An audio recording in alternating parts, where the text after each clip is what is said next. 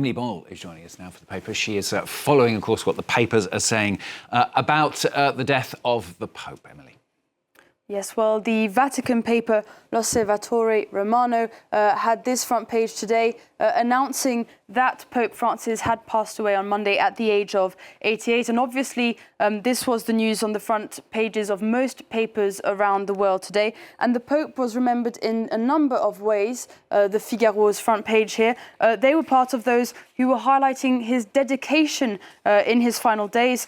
We can see it down here, jusqu'au dernier souffle, to his last breath. It's a similar tone on the Daily Star here. Among his flock, to the end with a photo above here of his appearances over the Easter weekend. One term that kept coming back in the English language press was the People's Pope. We can see it here in the Daily Mirror with this photo that also came back a lot. For instance, in Australia and the Herald Sun, they went for Pope of the People, but this idea was coming back a lot. They call him a pioneering pontiff who taught people universal love.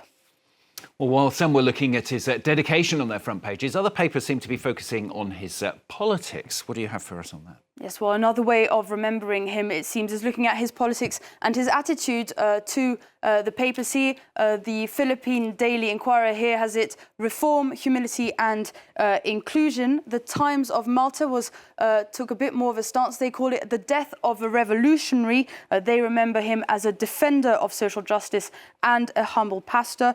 Meanwhile, in France, La Croix has this headline: Le Pape qui voulait réformer l'Église, the Pope who wanted to reform the church. They say he leaves a deep trace in the church's history. So beyond defining our memory of Pope Francis, then, how have the papers been discussing his legacy? Exactly. If you look beyond the front pages, the press is debating what exactly that legacy might be. Let's start off in Argentina, where he was from. Clarín, the paper Clarín here says his papacy will have been one of contradictions.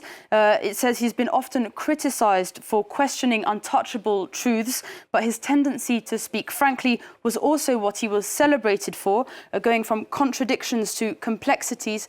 Politico had this headline: the complex legacy of Pope Francis, with a more critical view. They call it a dramatic papacy, frustrating for both conservatives and progressives. The article says he was elected to clean up the church, but that he leaves it an institution that hasn't addressed its own failings, from priestly abuse to the misuse of Vatican finances. It also looks at the Pope's reforms, saying that although he appointed 110 of the 138 cardinals who will elect his successor, they might not necessarily support his view for the future now he's gone. In France, finally, the Libé had this article: Un pape moins révolutionnaire qu'espéré, a pope less revolutionary than hoped. They highlight his activism for the rights of migrants, his skepticism of capitalism, and his vocal political stances, for instance, against Donald Trump most recently. But this article says that despite his attempts to change the priorities of the church, it has remained stuck on questions about sexual morals and abortion. Their greatest disappointment is his failure, for instance, to open the church up to women. It says the Pope leaves behind a fragile heritage which might not survive his next successor.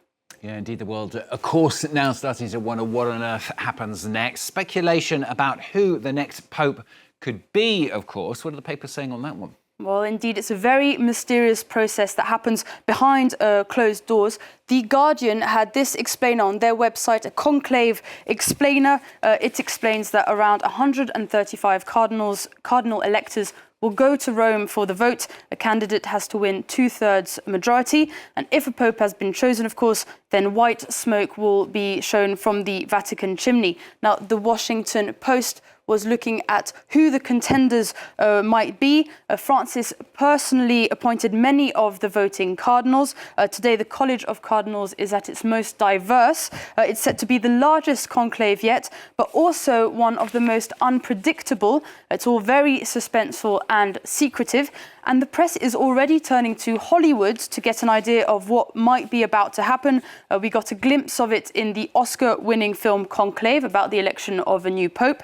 and we're seeing a sort of conclavification of the coverage today. Many expect the papal election to be more followed because of the success of the film. We can take a look, for example, at People magazine. This headline obviously illustrating how coverage has changed of these mysterious Vatican traditions. Then the Times in the UK has a picture here from the film with Ralph Fiennes acting in the film Conclave. It says that the film illustrates the battle lines that we might find today in the Vatican. Finally, the New York Times, also with the same photo still from the film, it says it's one of the most accurate depictions of the tense election process. One thing is for sure, we'll never know if it's quite as vicious as it is in the film.